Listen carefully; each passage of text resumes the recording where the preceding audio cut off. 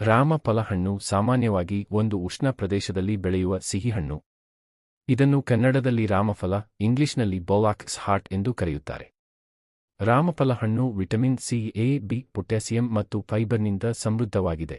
ಇದು ರೋಗನಿರೋಧಕ ಶಕ್ತಿಯನ್ನು ಹೆಚ್ಚಿಸುತ್ತದೆ, ಹೃದಯದ ಆರೋಗ್ಯವನ್ನು ಸುಧಾರಿಸುತ್ತದೆ, ಜೀರ್ಣಕ್ರಿಯೆಗೆ ಸಹಾಯ ಮಾಡುತ್ತದೆ ಮತ್ತು ಚರ್ಮದ ಹೊಳಪನ್ನು ಹೆಚ್ಚಿಸುತ್ತದೆ. ಇದು ಶಕ್ತಿವರ್ಧಕವಾಗಿದ್ದು, ರಕ್ತಹೀನತೆ, ಕೀಲು ನೋವು ಮತ್ತು ಮಧುಮೇಹ ನಿಯಂತ್ರಣಕ್ಕೂ ಸಹಕಾರಿ. ರಾಮಫಲದ ಪ್ರಮುಖ ಆರೋಗ್ಯ ಪ್ರಯೋಜನಗಳು: ರೋಗನಿರೋಧಕ ಶಕ್ತಿ, ಹೆಚ್ಚಿನ ವಿಟಮಿನ್ ಸಿ ಮತ್ತು ಆಂಟಿಆಕ್ಸಿಡೆಂಟ್ಗಳು ಶೀತ, ಜ್ವರ ಮತ್ತು ಇತರ ಸೋಂಕುಗಳಿಂದ ದೇಹವನ್ನು ರಕ್ಷಿಸುತ್ತವೆ.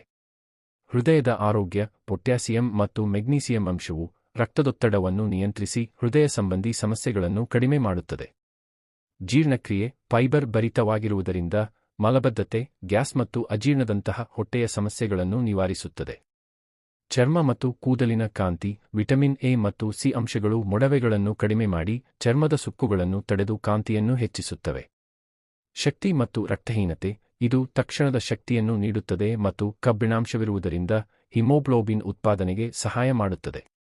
ಮಧುಮೇಹ ನಿಯಂತ್ರಣ, ರಕ್ತದಲ್ಲಿನ ಗ್ಲೂಕೋಸ್ ಮಟ್ಟವನ್ನು ನಿರ್ವಹಿಸಲು ಸಹಕಾರಿಯಾಗಿದೆ. ಸಹಜವಾಗಿ ಕ್ಯಾಲೋರಿ ಹೆಚ್ಚು ಇರುವುದರಿಂದ ತೂಕ ಹೆಚ್ಚಿಸಿಕೊಳ್ಳಲು ಸಹಾಯ ಮಾಡುತ್ತದೆ.